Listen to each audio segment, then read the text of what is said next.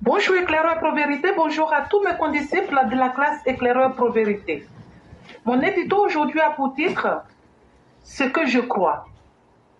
Je vis dans un des pays les plus démocratiques au monde. Ici, pas de régionalisme. La seule bataille qui vaille est celle des idées. CNT, on ne connaît pas ici. Mais dans mon pays d'origine à moi, l'on crée un concept assassin de façon ponctuelle et vouloir l'enterrer une fois l'objectif pour lequel il a été inventé est atteint. Et pourtant, tout concept aussi nauséeux que l'a été le « et » et le « ou » a laissé des traces indélébiles dans le paysage socio-politique chez moi, dans mon pays. Avec le père de la nation, premier président de la Côte d'Ivoire, le phénomène de la classification existait déjà entre les Ivoiriens. Seulement, il était très subtil. Le peuple qui passait pour être légitime à gouverner le pays était le peuple baoulé, où à la rigueur, il fallait être chrétien, en l'occurrence chrétien catholique. Le vieux avait son propre regard sur le pays et tout était taillé sur mesure pour lui et les siens. Jamais peuple ivoirien n'a autant été mis en valeur comme le peuple baoulé. Les poids à peser l'or dans nos manuels ivoiriens, la construction de la plus grande basilique du monde dans son village, qui devient capitale politique, en disent long. Son successeur va exacerber le phénomène. Et j'avais fini déjà par intégrer que bien que né de parents et d'arrière-parents ivoiriens, je l'étais moi-même, mais pas trop. Mon village situé dans le nord du pays faisait de moi une citoyenne de seconde zone. Les deux premiers présidents avaient décidé ainsi. Ils avaient balisé la chose politique avec une clôture en paille, selon leur bon vouloir. Et l'histoire a voulu que l'on en tire des leçons. Je laisse chaque concitoyen en tirer la sienne. Mais pour ma part, il y a foutaise en la demeure, une grosse foutaise. Aujourd'hui, la fleur de la discorde qu'ils avaient sémée a germé dans leur propre case, avec toute sa splendide laideur. Et le voici, il est né de père et de mère d'ailleurs. Et, ironie du sort, son patronyme est un de ceux qui sont spécifiques en Afrique noire. La question que je me pose est la suivante. Puisqu'ils sont eux-mêmes à l'origine du concept monstrueux, allons-nous permettre la sénégalisation de notre pays? Serions-nous prêts à supporter ce qu'ils nous avaient imposé de force? N'avait-il pas dit que cela était interdit pour un chef d'État ivoirien? Et pourquoi feraient-ils eux? Voyez-vous, chers miens, ai-je tort, ai-je raison? Mais une chose est sûre, c'est un repas indigeste que l'on s'apprête à nous servir, à manger. Moi, pour ma part, je dis non, j'ai pas faim. Merci et à bientôt.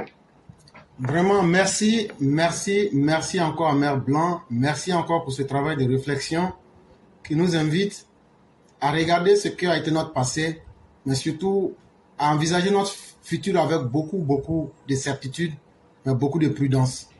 Voyez-vous, ce que Mère évoque ici, c'est tellement important que toute personne sérieuse doit s'asseoir et réfléchir plus d'une fois pour se dire, mais finalement, où est-ce que nous devrions aller?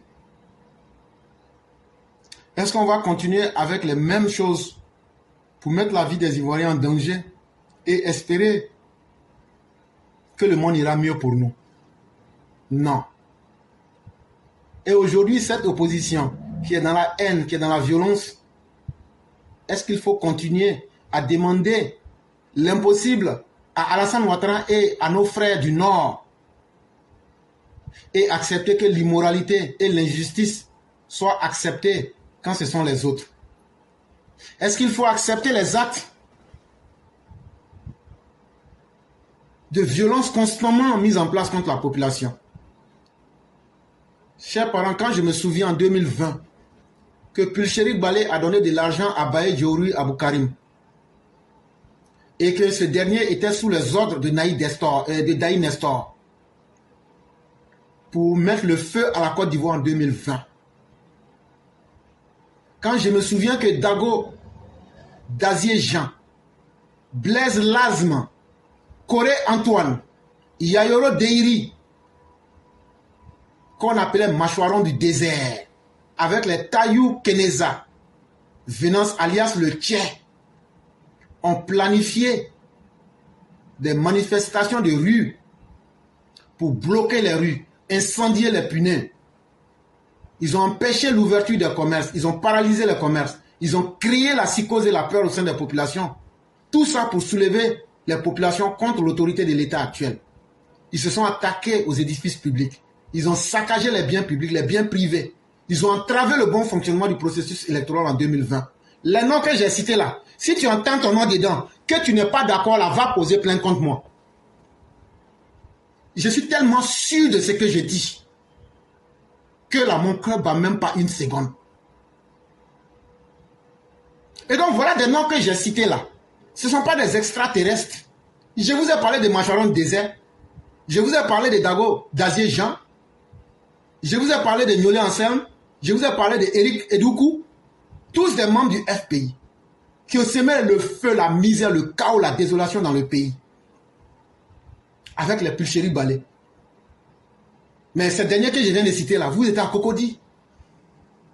Et vous avez commis plusieurs sortes de violences là-bas. Les incendies, le bus qui a été brûlé là, à Cocody là, c'était vous. À la Rivera 2 là, c'était vous qui avez brûlé le bus là. Et il y a un autre qui a été brûlé à Faya. C'était votre groupe.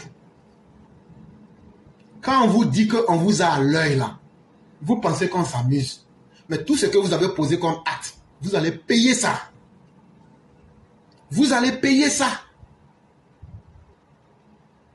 Vous étiez financé par Daï Nestor.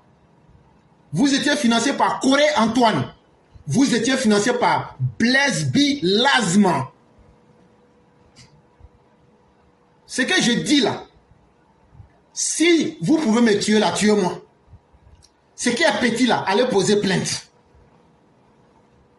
Mais on vous regarde dedans. Avec les Kou Goulia Charles.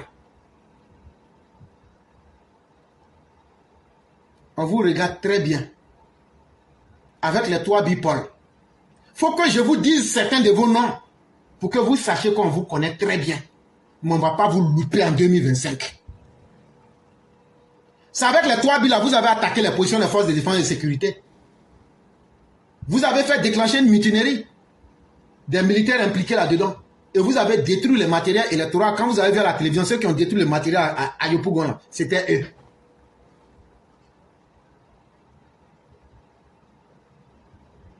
Et vous avez donné des Kalachnikov et des fusils AK-47 avec 2 lance-roquettes. C'est ça que vous avez pris pour aller attaquer à Dabou là. Et puis vous avez fait tuer le vieux Bamba là. On se souvient de ça très bien. Il n'y a pas de problème. Vous avez fini pour vous, mais il reste pour nous. Vous avez fini pour vous, mais il reste pour nous. C'est ce qu'on peut vous dire. Mesdames et messieurs, on va s'arrêter là.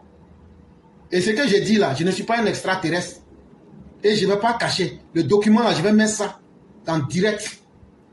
Le document là, je vais poster ça en direct dans les commentaires et je vais mettre ça sur nos pages. Celui à qui on peut dire c'est un menteur là, c'est pas moi. Celui qui peut parler et puis après baisser sa tête là, c'est pas moi. Je vais poster ça pour que ceux qui veulent lire partent lire le document pour savoir qui vous êtes véritablement. Et comme ça, ils puissent s'apprêter pour vous apporter le coup qu'il faut. Toi, Pulchéri Balé, tous les Western Union que tu faisais, les numéros que tu faisais là, on a tout. Donc vos méthodes ne peuvent plus nous surprendre.